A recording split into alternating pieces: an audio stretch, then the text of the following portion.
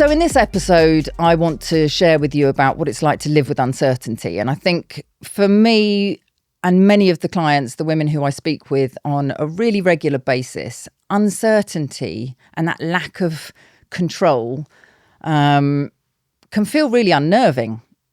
We're sort of programmed to think that we need to have a sense of control over things. And if we don't have control, then we're out of control, which means we are not able to plan for things, or we're not able to understand things. We're not able to put ourselves in a position where we can make a difference because everything is out of control.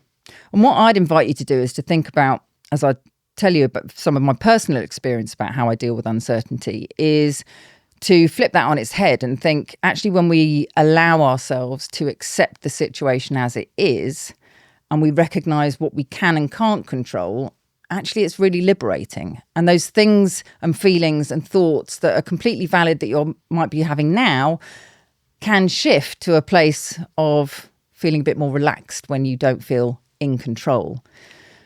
So uncertainty is something that we all need to get used to. Whatever age you are is going to have times in your life where you're uncertain. You're uncertain about decisions you're making. You're uncertain about the people you're around, the climate of the environment you're in. There's all sorts of levels of uncertainty. Some are bigger, some are smaller, some are more impactful than others. So what are the key bits that make the difference? For me, uncertainty when it comes to decision making is on me. It's up to me to make the decision. So that uncertainty depends on how deliberate I am about taking action on the decision I'm making. There's another side of uncertainty, which is uncertainty that is almost brought onto you. So for example, with my first brain tumour, so 2019, September, totally out of the blue. Hello, Beth, you've got a fuck off massive brain tumour. Thank you very much. Here's an operation date. So whilst it was really uncertain in terms of I didn't know what to expect, I didn't know what it was going to be like, whether my recovery was going to be successful and what that even looked like. Also, I'm terrified of hospitals, so that just added another little layer of, excitement.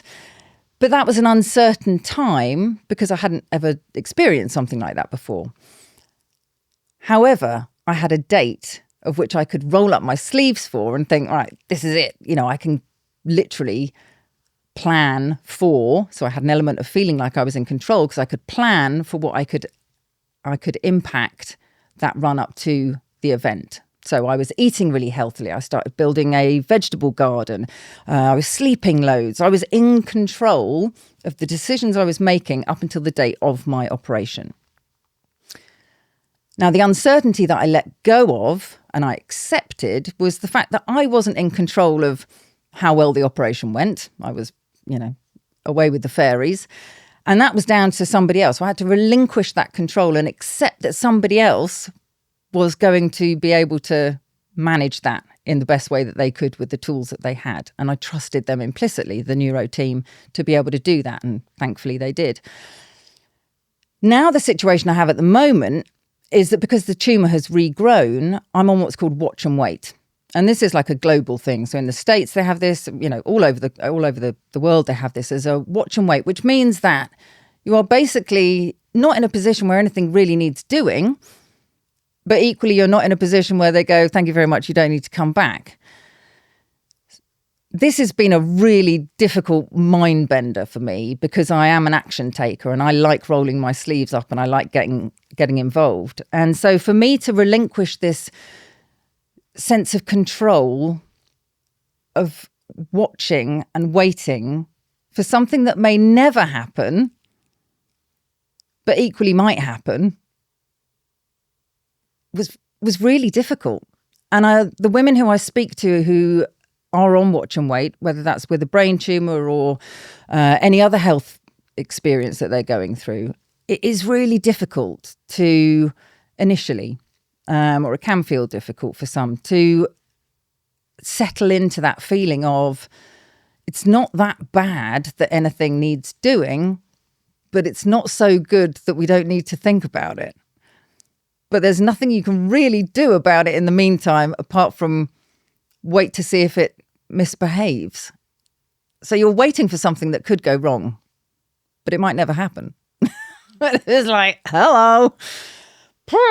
So what do I do about that? And what do I encourage my clients to do when they're dealing with uncertain things that they aren't able to impact and to almost accept? And the key things for me are, don't Google. Dr. Google is not a doctor. Really unhelpful. Be really mindful of what noise you're letting in. So when you're in an uncertain period and you're more perhaps vulnerable to external noise and thoughts and reactions and nonsense, it can all get a bit clouded. And at a time when you're feeling uncertain, that disturbance around you can be really unsettling. And so grounded, for want of a better word, to feel like you can trust yourself, to come back to yourself, to listen to yourself, to know that you can trust in the professionals is really important at a time when there isn't anything that you can do that actually impacts the situation in the end, if that makes sense. And the other thing is to focus on the bits that you can control. So the only bits that we can control in any part of our life is our beliefs, our thoughts, and our reactions.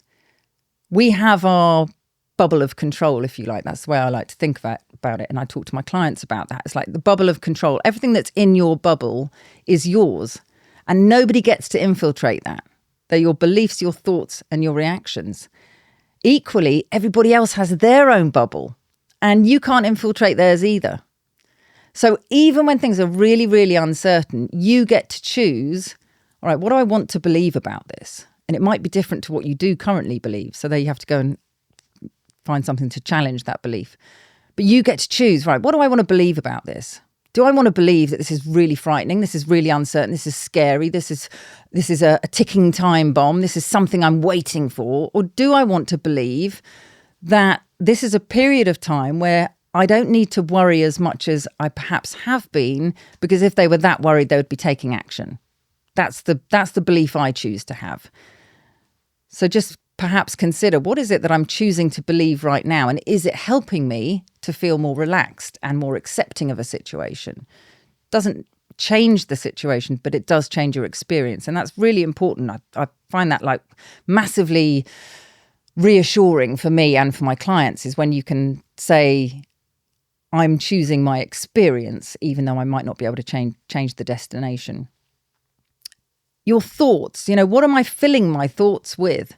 Am I filling my head with things that are fueling a sense of anxiety, the what ifs, the what if this, what if this, what if this? Yeah, but what if that? What's the proportion of negative what ifs versus the positive what ifs?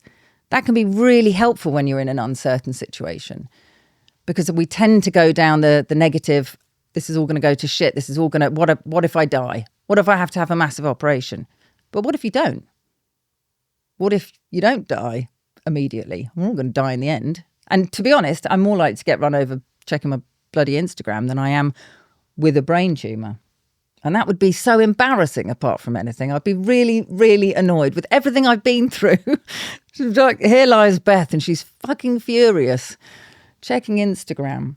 So thinking about your bubble of control, and this you can apply this to anything about your beliefs, your thoughts, and your reactions, and you get to control that. That is your element of control, and everything else. If you can have a moment of clarity to recognize that you don't need to be in control of everything. Everything will pan out as it is, and the bit that you can control, take action on. With just simple things. What am I allowing into my world? Is it helping me? If not, maybe it's time to have a little check on that. Shake it out a bit. So accepting a situation when there is uncertainty doesn't mean you're in agreement with it being okay like that, but it does mean that you're all right weathering the storm. And it's okay not to know.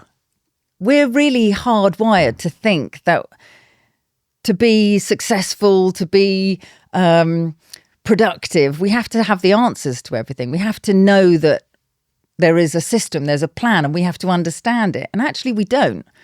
And I think that's really liberating as well. Certainly for me, that I found that is it's all right not to know the answers. It's all right not to have a finite plan that has to be followed, to allow yourself that wiggle room to go, yeah, it could be this and it could be that. And actually, I'm all right to weather the storm, whatever happens, because ultimately I can come back to myself, trust that my intuition is strong, that I can make decisions that I can stand by when the time comes to make any decisions, and that I can deal with the fallout if there is one.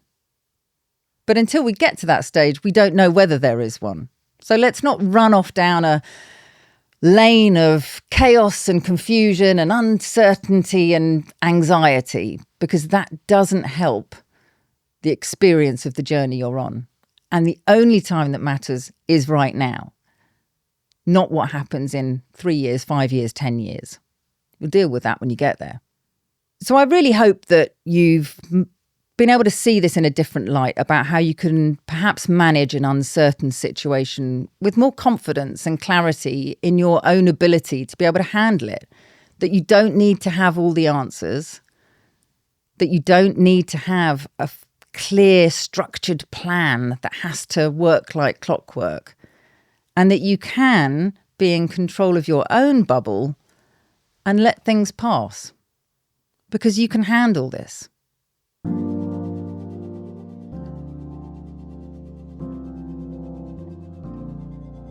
So if you've loved what you've heard, I would really appreciate you subscribing, sharing it with your friends, family, colleagues, waifs and strays. They are all welcome here.